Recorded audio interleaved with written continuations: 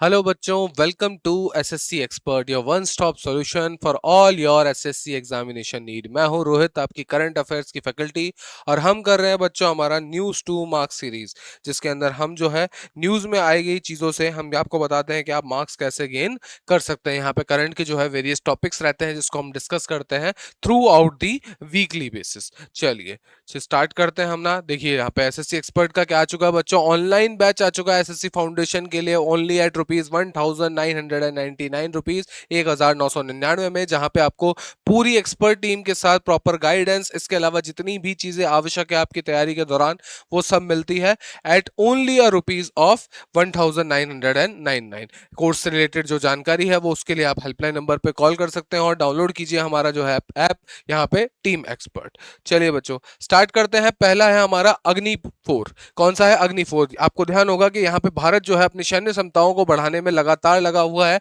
और इसी सीरीज के अंदर हमने एक और नई जो मिसाइल है, हमारी नई सीरीज है अग्नि सीरीज मिसाइल की, बैलिस्टिक मिसाइल की, उसका सफल परीक्षण किया है। कहाँ पे सर? भारत ने उड़ीसा के चांदीपुर स्थित इंटीग्रेटेड टेस्ट रेंज, ठीक है, चांदीपुर क्या है बच्चों, यहाँ पे हमारा टेस्टिंग रेंज है, यहाँ पे इंटीग्रेटेड टेस्टिंग रेंज से यहाँ पे क्या है अग्नि 4 मध्यम दूरी की बैलिस्टिक मिसाइल क्या है, मीडियम स्टेज बैलिस्टिक मिसाइल का सफल परीक्षण यहाँ पे किया है। ये देख सकते हैं आप, भारत में यहाँ पे अग्नि 4 मिसाइल को यहाँ पे इस बार परेड के अंदर भी शो किया गया था। चलिए क्या है ये? दो चरणीय सतह से सतह, मतलब कि टू प्रोपल्शन, ठीक है। Two propulsion, surface to surface मतलब सतह से सतह, मतलब कि जैसे अगर भूमि से भूमि की बात करूं तो इस तरह की परमाणु सक्षम, मतलब कि यहाँ पे न्यूक्लियर कैपेबल लोड भी इसके अंदर जा सकता है। क्या है? एक तरह की बैलिस्टिक मिसाइल है जो सॉलिड फ्यूल वाले रॉकेट मोटर से संचालित होती है, जिसकी मारक क्षमता कितनी है बच्चों, रेंज कितनी है इसकी?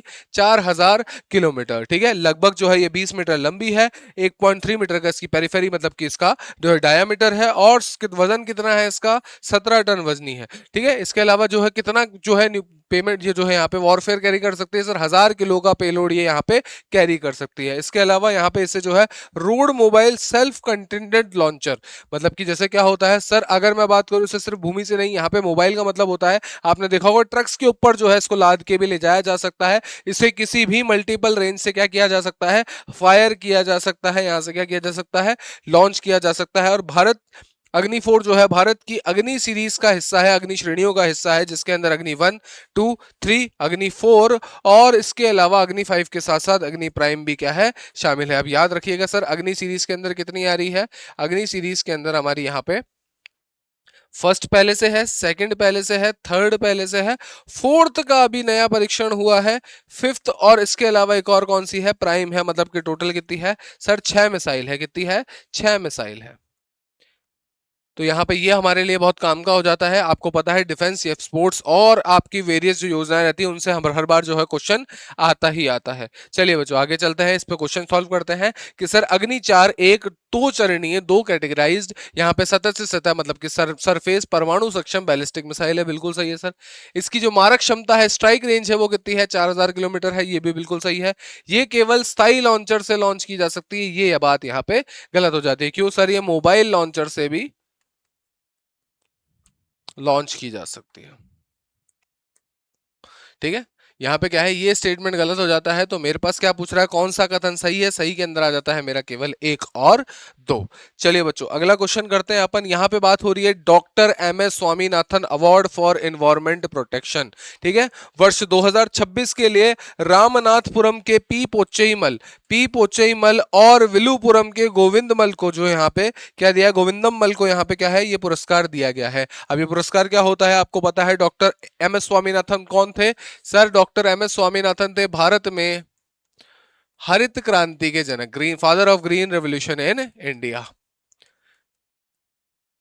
और इन्होंने ही है जो भारत को यहाँ पे क्या दिलाई थी सर? यहाँ पे आत्मनिर्भरता, सेल्फ सफिशिएंसी जो है यहाँ पे क्या कराई थी? अचीव करवाई थी। किसके अंदर? खाद्यान्नों के अंदर, मतलब कि फूड ग्रेन्स के अंदर। और उन्हीं को सम्मान देने के लिए यहाँ पे ये पुरस्कार क्या दिया जाता है? शुरू किया जाता है। देखिए दोनों जो है यहाँ पे पी पोचियमल और गोविंदम मल को जो है यहाँ पे पुरस्कार दिया गया है। किसके लिए सर? फिशरीज सेक्टर और वेस्ट मैनेजमेंट के अंदर बेहतर प्रदर्शन करने के लिए। चलिए आगे देख लेते हैं इसके बारे में। सर पोचियमल, ठीक है, there is one person called Pochiammal. Pochiammal ji को ये तटीय क्षेत्रों में में घोस्ट फिशिंग गियर। ठीक है, क्या घोस्ट फिशिंग गियर यानी कि मतलब क्या हो जाता है बच्चों, जैसे मछली पकड़ने के लिए हम जाल फेंकते हैं, मछली पकड़ने के लिए जब भी हम जाल फेंकते हैं तब क्या हो जाता है, कुछ जाल का हिस्सा वहां पे छूट जाता है जो है आवाराओं की तरह वहां घूमता रहता है, और वही जाल जो है कहीं ना कहीं क्या करता है बच्चों, तो नुकसान पहुंचाता है यहाँ पे किसको, समुद्री जैव विविधता को। तो उस चीज के लिए क्या किया गया है, मछली को पकड़ने के लिए जाल, नायलॉन रस्सियों और प्लास्टिक कचरे को एकत्र करने तथा समुद्र प्रदूषण को कम करने के लिए सम्मानित यहाँ पे किया गया है। याद रखिएगा, कई बार पूछ लेंगे कि घोस्ट फिशिंग गियर क्या होते हैं। ठीक है, याद रखेंगे आप। फिर यहाँ पे दूसरी बात है, गोविंदन मल को यहाँ पे सस्टेनेबल एग्रीकल्चर मतलब कि समावेशी कृषि, समावेशी कृषि को बढ़ावा देने तथा बेहतर बीजों और उन्नत कृषि पद्धतियों के माध्यम से किसानों को सशक्त बनाने के योगदान के लिए यहाँ पे क्या किया गया है, सम्मान दिया गया है। ठीक है, ये पुरस्कार किसके द्वारा दिया जाता है, यहाँ पे rotary club of Madras east, rotary club of Madras east के द्वारा ये पुरस्कार दिया जाता है। किसके लिए, तो दिवंगत कृषि वैज्ञानिक, मतलब कि 2024 में उनके निधन हो गया था, उसके बाद दिया जाता है। ठीक है, MS स्वामीनाथन के नाम पर स्थापित किया गया है। और इसको क्या है sir, there is one particular organisation called Kevin Care private limited, Kevin Care private limited द्वारा क्या दिया जाता है, समर्थित है। मतलब किसकी जो राशि वगैरह होती है, इसको जो स्पॉन्सर करता है वो कौन करता है, केविन केयर प्राइवेट लिमिटेड। बस प्रदान किसके द्वारा किया जाता है, rotary club of Madras east के द्वारा। क्लियर है, इसमें पर्यावरण संरक्षण और जागरूकता में योगदान देने वाले व्यक्ति, कंपनियां, NGO को इसे दिया जाता है। ठीक है, बात करें मैं डॉक्टर MS स्वामीनाथन के, कि ग्रीन रेवोल्यूशन में इनकी महत्वपूर्ण भूमिका के लिए जाने जाते हैं। ठीक है, उन्होंने किसानों के कल्याण, कृषि अनुसंधान और पर्यावरण संरक्षण के लिए, मतलब अगर मैं बात करता हूं MS स्वामीनाथन, तो सर पहला तो ग्रीन रेवोल्यूशन मतलब कि हमारी हरित क्रांति, दूसरा MSP की गणना के अंदर भी इनका योगदान है, MSP की गणना के अंदर भी इनका क्या है बच्चों, योगदान है काफी ज्यादा। ठीक है, हरित क्रांति तो हमको पता ही है। ठीक है, फिर ध्यान रखिएगा यहाँ पे क्या है सर, वर्ष 2024 के अंदर उन्हें मरणोपरांत किससे सम्मानित किया गया था, भारत के सर्वोच्च नागरिक सम्मान यानी कि भारत रत्न से सम्मानित किया गया था। चलिए, तो निम्नलिखित में से किसे doctor MS Swaminathan award for environmental protection 2026 में तटीय क्षेत्रों से घोस्ट फिशिंग गियर एकत्रित करने के लिए सम्मानित किया गया। ठीक है, तो यहाँ पे देखो, ये तो ये प्रदान करता है, तो समर्थन करता है। ठीक है, इनके सम्मान में दिया जाता है। ठीक है सर, अब दो चीजें बची, गोविंदम मल को आपको ध्यान है सर, इनको तो दिया गया था समावेशी कृषि के लिए, और यहां पे क्या है सर, करेक्ट ऑप्शन हो जाता है मेरा यहाँ पे P पोचेमल। इनको किसके लिए दिया गया सर, घोस्ट फिशिंग गियर और समुद्र प्रदूषण को कम करने के लिए।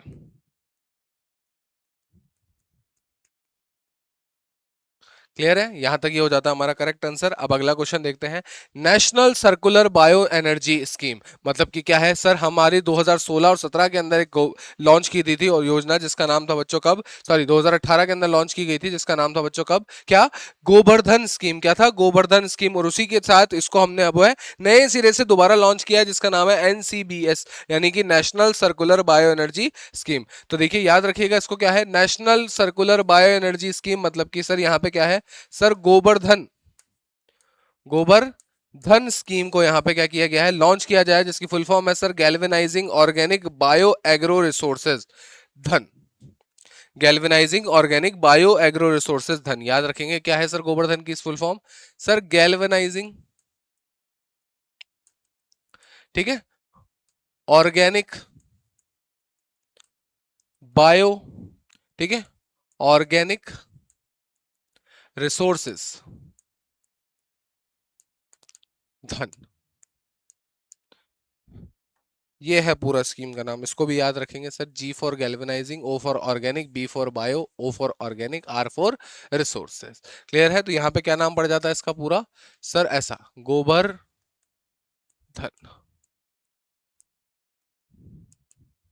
ठीक है, इसको लॉन्च किया गया, जिसका बजट कितना है टोटल सर, 23,731 करोड़ रुपए टोटल आउटले के साथ क्या दी गई है, इसको मंजूरी दी गई है। ठीक है, क्या करेगा सर, सीधी बात है सर, इसको जब ओरिजिनली है कब लॉन्च किया गया था सर, इसको ओरिजिनली लॉन्च किया था 2018 के अंदर, जिसके तहत क्या किया गया था सर, स्वच्छ भारत मिशन ग्रामीण। क्या है, किसके तहत लॉन्च किया गया था सर, स्वच्छ भारत मिशन, कौन सा सर, ग्रामीण, ग्रामीण के तहत इसको क्या किया गया था बच्चों, लॉन्च किया गया था। कौन सा है sir, ministry of drinking and water sanitation. ठीक है, इसके अलावा जो है यहाँ पे, चलिए आगे देखते हैं। योजना का उद्देश्य क्या है सर, कंप्रेस्ड बायोगैस के उत्पादन के लिए बेहतर वातावरण तैयार करना, प्रतिबंधित मूल्य निर्धारण मतलब कि मैनेज प्राइसिंग करना, पूंजी पे सब्सिडी प्रदान करना, पाइपलाइन इंफ्रास्ट्रक्चर और आसान वित्तीय पहुंच प्रदान करना। मतलब कि सर क्या है, बायोगैस के लिए जितनी भी चीजें रिक्वायरमेंट होती है उस सब के लिए सहायता किसके द्वारा दी जाएगी, यहाँ पे केंद्र सरकार द्वारा दी जाएगी। किस उद्देश्य से sir, national circular bio energy scheme, किसके नाम, तो एनसीबीएस के साथ, एनसीबीएस गोवर्धन के तहत। क्लियर है। तो सीबीजी का सर, कंप्रेस्ड बायोगैस का उत्पादन किससे होता है सर, कृषि अवशेष, मतलब कि सर जो फसल कट जाती है उसके बाद जो अवशेष बचते हैं वो, पशुओं के गोबर, चीनी उद्योग के कचरे मतलब कि सर गन्ने गन्ने से जो वो गन्ने के जो छिलके बच जाते हैं वो, नगर निकायों के जैविक कचरे, मतलब कि आपको ध्यान होगा कि सर दो तरह के डस्टबिन रखे जाते हैं, एक ब्लू और एक यहाँ पे ग्रीन सर, जिसके अंदर सूखा कचरे के अंदर जो आप फल सब्जी वगैरह काटते हो उसके छिलके फेंकते हो, उस कचरे की बात कर रहा। अन्य बायोडिग्रेडेबल बायोमास, मतलब कि सर इसके अलावा और जैसे चाय पत्ती हो गए, अंडे के छिलके हो गए, ये सारी चीजें जो है इन सब को से किया जा सकता है। सीधे क्लियर बात है। उत्पादित सीबीजी को सीएनजी के साथ मिलाया जाता है और पीएनजी नेटवर्क के माध्यम से इसको क्या किया जाता है, वितरित किया जा सकता है। चलिए अब क्या है, योजना में कंप्रेस्ड बायोगैस के लिए क्या है, 2110 रुपए प्रति MMBTU का प्रकाशित मूल्य मतलब कि एडमिनिस्ट्रेटिव प्राइस दिया जाएगा। इसके अलावा क्या होगा सर, क्षमता के प्रतिदिन टन के लिए कितना है, 2 करोड़ रुपए तक की कैपिटल असिस्टेंट मतलब कि वित्तीय सहायता का भी क्या है, पूंजी सहायता का भी प्रावधान है। फिर क्या करेगा सर, ये ऊर्जा सुरक्षा, सर्कुलर इकोनॉमी मतलब कि सर कोई चीज उत्पादित हो रही है, उत्पादित से वापस उसके लिए ही खाद बन रही है तो उसको सर्कुलर इकोनॉमी बोलेंगे। वेस्ट टू वेल्थ मतलब कि सर जो दुनिया के लिए कचरा है उससे आप पैसा बनाइए। फिर आत्मनिर्भर भारत, क्लाइमेट चेंज मिटिगेशन और किसानों की आय में विविधता जैसे आयामों को क्या करेगा, लक्ष्य करेगा। इसके अलावा यहाँ कहते हैं कि उद्देश्य लगभग 300 मौजूदा कंप्रेस्ड बायोगैस प्लांट और करीबन 5000 प्लांट्स तक बढ़ाने की क्षमता के अंदर सहायता करनी है। चलिए, एनसीबीएस गोवर्धन के संबंध में निम्नलिखित कथनों पर विचार कीजिए। इस योजना का कुल परिव्यय कितना है, 23,731 करोड़ रुपए। फिर पात्र कंप्रेस्ड बायोगैस परियोजनाओं को प्रति, ठीक है, टोटल पब्लिक, ठीक है, ट्रीटमेंट पब्लिक मतलब यहाँ पे क्या होता है, डिस्पोजल स्थापित क्षमता के लिए 2 करोड़ तक की क्या है, कैपिटल असिस्टेंस दी जा सकती है। बिल्कुल सर, ये भी सही बात है। योजना के अंतर्गत कंप्रेस्ड बायोग्रेशन का प्रशासित मूल्य 2110 रुपए प्रति MMBTU यहाँ पे निर्धारित किया गया है। तो यहाँ पे तीनों क्या हो जाते हैं बच्चों, सही हो जाते हैं। चलिए नेक्स्ट क्वेश्चन देखते हैं। 16वीं ब्रिक्स ट्रेड मिनिस्टर्स सम्मेलन, ठीक है, शिखर सम्मेलन हुआ है यहाँ पे। भारत ने अपनी ब्रिक्स चैंपियनशिप 2026 के तहत जयपुर के अंदर, कहां पे सर, जयपुर के अंदर हुई है ये सर, जहां पे जो केंद्रीय बैंकों के गवर्नर हैं और वित्त मंत्री हैं वो सब के सब एक साथ आके ब्रिक्स कंट्रियों के क्या करेंगे, मेल करेंगे। चलिए अब यहां ध्यान रखिएगा, 16वीं ब्रिक्स ट्रेड मिनिस्टर्स मीटिंग का समापन किया। बैठक में व्यापार वित्त मतलब कि ट्रेड फाइनेंस, ठीक है, MSME मतलब माइक्रो स्मॉल और medium enterprises, as well as global value chain मतलब कि सर विश्व की आपूर्ति श्रृंखला के संबंधित महत्वपूर्ण परिणाम क्या आए हैं, सामने आए हैं। क्लियर है, ये चीज ध्यान रखिएगा यहाँ पे आप। ठीक है, अब क्या हुआ, इसको क्या बोला गया हमने, जयपुर कंसेंसस। क्या बोला गया है, जयपुर कंसेंसस। ये भी आप याद रखेंगे कि सर 16वीं ब्रिक्स व्यापार मंत्री या वित्त मंत्री शिखर सम्मेलन, शिखर शिखर सम्मेलन नहीं बोलेंगे इसको बेटा, मीटिंग ही बोलेंगे। मीटिंग को क्या भी बोला है, जयपुर कंसेंसस साइन किया गया। इसके तहत क्या होगा, छोटे व्यवसायों के लिए व्यापार वित्त, ट्रेड फाइनेंस, ठीक है, की पहुंच सुधारने हेतु ब्रिक्स इनवॉइसिंग डिस्काउंट मैकेनिज्म, मतलब कि इनवॉइस डिस्काउंटिंग मैकेनिज्म का मतलब होता है बच्चों, जैसे क्या होता है, मान लीजिए यहाँ हुआ एक व्यापारी है, यहाँ पे एक व्यापारी है ए नाम का, एक व्यापारी है बी नाम का। तो मान लीजिए क्या हुआ है सर, ए ने यहाँ पे क्या कर दिया, बी को माल बेचा और बी ने उसके बदले बोला कि बी के पास अभी पैसा नहीं है, क्या करा जाएगा, उसके बदले उसने उसको बिल भेज दिया। क्या भेज दिया, बिल या इनवॉइस भेज दिया। चलिए इसको इस तरह से समझाता हूं मैं कि सर कोई व्यापारी है ए, कोई व्यापारी है बी। बी ने मान लीजिए इसे 10 लाख रुपए का माल बेचा और इसने इसके बदले क्या बोला कि सर अभी जो है इस माल के बदले पैसा तो नहीं, जब बिकेगा तब दूंगा, लेकिन अभी इसके बदले क्या रख लो आप, इनवॉइस रख लो। इनवॉइस रख लो कि मैं इसमें इनवॉइस के अंदर ये लिखा हुआ हो कि 3 महीने बाद मैं इस पे इस 10 लाख के बिल पे आपको कितने दे दूंगा, 11 लाख रुपए दे दूंगा। 3 महीने बाद कितने मिल जाएंगे, 11 लाख रुपए। अब मान लीजिए ये ए जो है यहाँ पे एसबीआई बैंक के पास जाता है। ठीक है, एसबीआई को बोलेगा कि भैया ऐसा है कि सर देखो मेरे को तो अभी 10 लाख की जरूरत है, मैंने इसको माल दिया, बोला 3 महीने बाद 1 लाख के ब्याज के साथ देगा। तो आप एक काम करो, इसी इनवॉइस को आप रखो।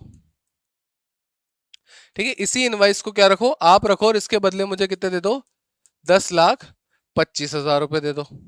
ठीक है, अब जब ये बैंक हाँ कर देता है, एक्सेप्ट कर देता है, तो इसी को कहते हैं बच्चों डिस्काउंटिंग। ठीक है, इसी चीज को क्या कहते हैं अपन, डिस्काउंटिंग कहते हैं। तो इस मैकेनिज्म की व्यवहार्यता जांच करने पर सहमति बनी। फिर यहाँ पे एक्सपोर्ट ओरिएंटेड निर्यात उन्मुख एमएसएमई के लिए क्या है, क्रेडिट असेसमेंट फ्रेमवर्क्स पर गाइडिंग प्रिंसिपल्स अपनाए गए, जिसे पारंपरिक कोलेट्रल के बजाय एंटरप्राइजेस के कैश फ्लोज के आधार पर मूल्यांकन को प्रोत्साहित किया जाए। मतलब कि क्या हुआ सर, जमीन जायदाद की जरूरत नहीं है।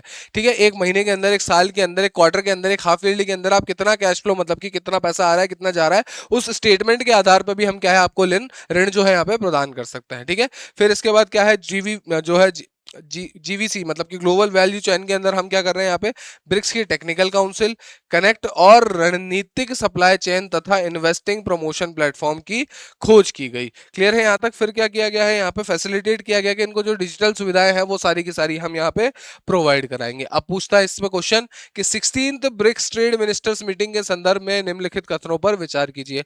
बैठक जयपुर में भारत की ब्रिक्स चेयरमैनशिप के तहत आयोजित हुई, बिल्कुल सही है सर।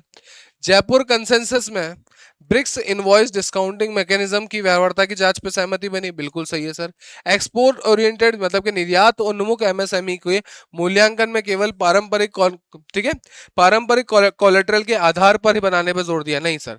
क्या बोला है सर, कैश फ्लो को बोला है। मतलब कि क्या बोला है सर, नगद प्रवाह के लिए भी बोला है। तो यहाँ पे ये स्टेटमेंट मेरी गलत हो जाती है। सही उत्तर पूछा है, सही उत्तर है बेटा मेरा केवल 1 और 2। चलिए बच्चों आगे चलते हैं। फिर आता है हमारा एक और पोर्टल जिसका नाम है बच्चों GeM, government e market place. क्या आता है, जेम पोर्टल मतलब कि गवर्नमेंट ई, ठीक है, क्या है, मार्केट प्लेस। तो 9 अगस्त 2026 को जेम ने अपने 10 वर्ष पूरे किए। जो क्या करता है सर, ये जो सहकारी विभाग होते हैं, जो सहकारी संगठन होते हैं, सरकारी संगठन होते हैं, आपकी जो है केंद्र सरकार के उपक्रम होते हैं, सीपीएसई या पीएचयू कहते हैं, उनके द्वारा आवश्यक सामान्य वस्तुओं और सेवाओं की ऑनलाइन खरीद के लिए क्या है, वन स्टॉप पोर्टल है। जैसे आपको पता होगा अमेजॉन होता है, फ्लिपकार्ट होता है, तो क्या है सर, ये सरकार का अमेजॉन फ्लिपकार्ट है। क्या है ये, बस ये ध्यान रखो, सरकार का अमेजॉन और फ्लिपकार्ट है। अब ये ध्यान रखिएगा कि क्या हो रहा है सर, इस तरह से काम करेगा ये कि सर ऐसे मान लीजिए जैसे आप अमेजोन पे आप लोग शॉपिंग करते हैं, वैसे मान लीजिए इसमें किस तरह से होता है कि सरकार के जो बहुत सारी मंत्रालय हैं, उन मंत्रालयों के बहुत सारे विभाग हैं। अब क्या होता है कि उस मंत्रालय के विभाग जो है यहाँ पे क्वेरी डालते हैं कि मुझे 10 टेबल खरीदनी है, इतने रुपए का मेरे पास बजट है और इतनी मेरे को इस क्वालिटी की, इस गुणवत्ता की मेरे को टेबल चाहिए। तो उसके अनुसार जो जो भी टेबल बनाने वाले लोग हैं भारत के अंदर, जो इस पोर्टल के ऊपर जो रजिस्टर्ड है, वो क्या कर सकते हैं, वो यहाँ पे अपना सामान उनको बेच सकते हैं, उसके बदले वो पैसा उठा सकते हैं। तो क्या हुआ, सेम टू सेम ऑनलाइन खरीदारी हो गई। ठीक है, चलिए अब क्या है, जेम को कब लॉन्च किया गया, वर्ष 2016 के अंदर लॉन्च किया गया और उसका संचालन जेम एसपीवी मतलब कि स्पेशल पर्पस व्हीकल के द्वारा किया जाता है। फिर इसके अलावा सर वाणिज्य व ठीक है उद्योग मंत्रालय के अंतर्गत इसको 100% सरकारी स्वामित्व वाली कंपनी है। सर ये जो आपकी क्या है, जेम एसपीवी जो है, जेम एसपीवी जो कंपनी है, ये क्या है, 100% सरकारी है, 100% सरकारी है। किसके अंदर आती है सर, वाणिज्य व उद्योग मंत्रालय के अंदर आती है। किसके अंदर आती है, वाणिज्य व उद्योग मंत्रालय। ठीक है, अब ध्यान रखिएगा, मिनिस्ट्री ऑफ फाइनेंस मतलब कि सर यहाँ पे वित्त मंत्रालय ने 2017 में जैम के माध्यम से सरकारी खरीद को क्या कर दिया, अधिकृत और अनिवार्य किया। मतलब कि अब क्या होगा सर, सरकार इसकी गारंटी लेती है, कुछ भी नहीं होगा, सरकार ऑथोराइज करती है कि यहीं से खरीदो सब कुछ, और सबके लिए कंपलसरी है कि अब से जितने भी सरकारी विभाग है, सबके सब अगर कोई भी सामान्य वस्तु की खरीद करेगा तो वो किसके माध्यम से करेगा, जैम पोर्टल के माध्यम से करेगा। ठीक है, यहाँ पे क्या है, प्लेटफॉर्म ने 3.78 करोड़ से अधिक ऑर्डर के माध्यम से 20 लाख करोड़ से अधिक का क्या किया है, जीएमवी सुविधाजनक बनाया है। क्लियर हुआ यहां तक। फिर यहां पूछ रहा है कि प्रोफाइल कंप्लीटेड सेलर्स की संख्या, मतलब कि क्या हुआ है बच्चों, सर बेचने वालों की संख्या जो है यहाँ पे 3,339 से बढ़कर 25.45 लाख हो चुकी है। और प्राइमरी बायर्स ऑर्गेनाइजेशन, मतलब कि जो विभाग है उनके अंदर जो अलग अलग डिपार्टमेंट्स हैं उनकी संख्या क्या है, 1760 से बढ़कर कितनी हो गई, 1.37 लाख हो गई। ठीक है, अब क्या है सर, जैम अब पूरे पब्लिक प्रोक्योरमेंट लाइफस्टाइल, मतलब कि यहाँ पे क्या है सर, प्रोक्योरमेंट का मतलब होता है बच्चों यहाँ पे क्या है, संरक्षित करना, मतलब कि खरीदना, अपने स्वामित्व में ले लेना। इस साइकिल को क्या करता है, डिजिटाइज करता है, आर्टिफिशियल इंटेलिजेंस और मशीन लर्निंग के उपयोग से क्या करता है, कार्टेलाइजेशन और कल्यूजन और ऑर्डर स्प्लिटिंग की पहचान करने के लिए करता है। क्लियरली। फिर यहां पे पूछा है जैम के संबंध में निम्नलिखित कथनों पर विचार कीजिए। इसे वर्ष 2016 में लॉन्च किया गया, बिल्कुल सही है। इसका संचालन 100% सरकारी स्वामित्व वाली जैम एसपी भी द्वारा किया जाता है। कौन से मंत्रालय के अंदर आती है सर, वाणिज्य व उद्योग मंत्रालय, ministry of trade and commerce. फिर ये भी सही है सर, सरकारी उपयोगकर्ताओं द्वारा जेएम के माध्यम से खरीद को 2017 में क्या किया गया, अनिवार्य किया गया था। ये भी बिल्कुल सही है। किसने किया था सर, ये वित्त मंत्रालय द्वारा।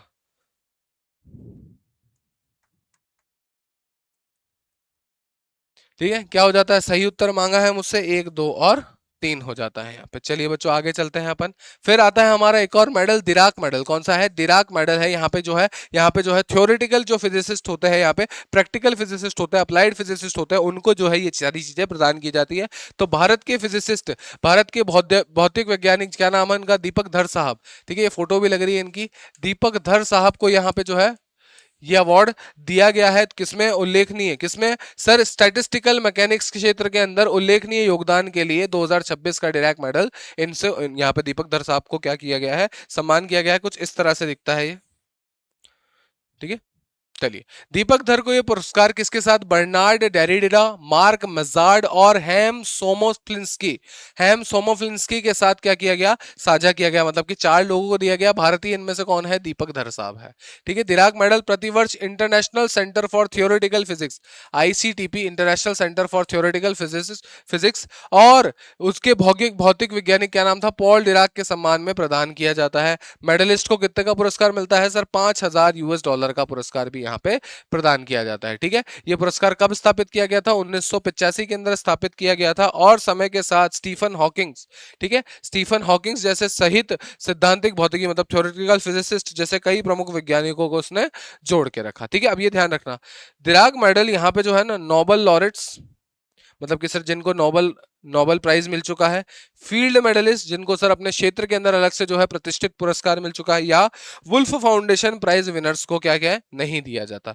ये इंपॉर्टेंट हो जाता है, ये बहुत ज्यादा इंपॉर्टेंट हो जाता है। दिराक मेडल जिन्होंने नोबेल पुरस्कार जीता है वो, जिन्होंने अपने क्षेत्र के अंदर फील्ड मेडल जीते हैं वो, या फिर वुल्फ फाउंडेशन प्राइज विनर्स को नहीं दिया जाता। हालांकि जैसे भाई अगर पहले ये 3 मिल चुके हैं तो आपको दिराक मेडल नहीं मिलेगा, लेकिन अगर पहले आपको दिराक मेडल मिल गया तो बाद में आप इन 3 को ले सकते हो। ठीक है, लेकिन हालांकि कई दिराक मेडलिस्ट बाद में इन प्रतिष्ठित पुरस्कारों के क्या बने हैं, विजेता बने हैं। तो ये चीज ध्यान रखिएगा। दिराक मेडल 2026 के संबंध में निम्नलिखित में से कौन सा कथन सही है या सही है। ठीक है, भारतीय भौतिक वैज्ञानिक, ठीक है, किसको, दीपक धर को यहाँ पे ये पुरस्कार मिला है, बिल्कुल सही है। ये पुरस्कार स्टैटिस्टिकल मैकेनिक्स में योगदान के लिए दिया गया, बिल्कुल सही है।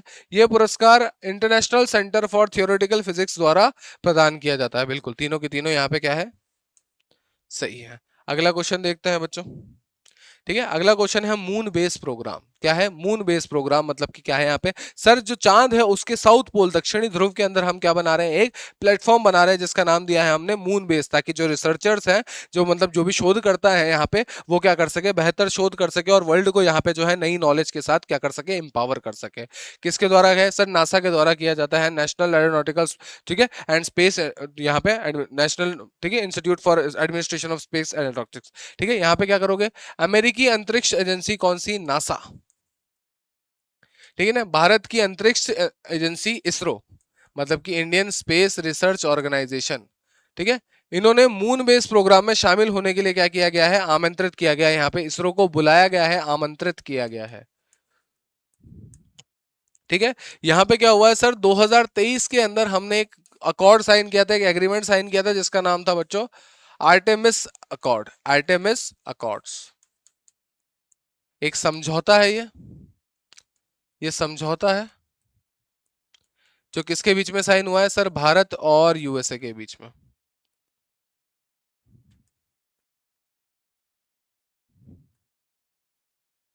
ठीक है, चलिए साझेदारी को आगे बढ़ाने पे किया गया है भारत ने। ठीक है, यहाँ लिखवा भी दिया भारत में 2000, ठीक है, 23 के अंदर आर्टेमिस अकॉर्ड्स में यहाँ पे क्या है, यूएस लेड स्पेस अलायंस का हिस्सा बनाया था। इस समझौते पर भारत हस्ताक्षर करने वाला कौन सा देश है? 27वां देश था, और अब तक कुल कितने देश है? कुल 70 देश इसका हिस्सा है। इंडिया यूएस ने संयुक्त NASA ISRO synthetic aperture radar, मतलब कि Nisar, NASA ISRO synthetic aperture radar, मतलब कि सर क्या करता है? जो फ्लेयर इमेजेस को कैच करता है, ठीक है, वो उस रडार को क्या कहते हैं? NASA ISRO synthetic aperture radar. Mission के सफल लॉन्च के बाद यहाँ पे भविष्य में साइंस और ह्यूमन स्पेस फ्लाइट टेक्नोलॉजी को सहयोग पर चर्चा की। मून बेस मानवता का पहला लूनर आउटपोस्ट होगा, मतलब कि सर क्या होगा? सर हम चांद पे ही एक आउटपोस्ट बना रहे हैं, मतलब कि एक चौकी टाइप की बना रहे हैं, जहां पर एस्ट्रोनॉट्स होंगे, वो साउथ पोल के निकट रहेंगे, काम करेंगे और खोज करेंगे। क्लियर है? नासा के पार्टनर्स चंद्र सतह पर दीर्घकालिक मानव उपस्थिति के लिए इंफ्रास्ट्रक्चर विकसित करेंगे, जिसके लिए साइंटिफिक डिस्कवरी, रिसोर्स यूटिलाइजेशन और लॉन्ग टर्म ह्यूमन एक्सप्लोरेशन को बढ़ावा मिलेगा। चलिए, तो फिर यहां पूछा आर्टेमिस अकॉर्ड्स के संबंध में निम्नलिखित कथनों पर विचार कीजिए। भारत 2023 में आर्टेमिस अकॉर्ड्स में शामिल हुआ। ठीक है, भारत इस अकाउंट्स पर हस्ताक्षर करने वाला कौन सा देश था?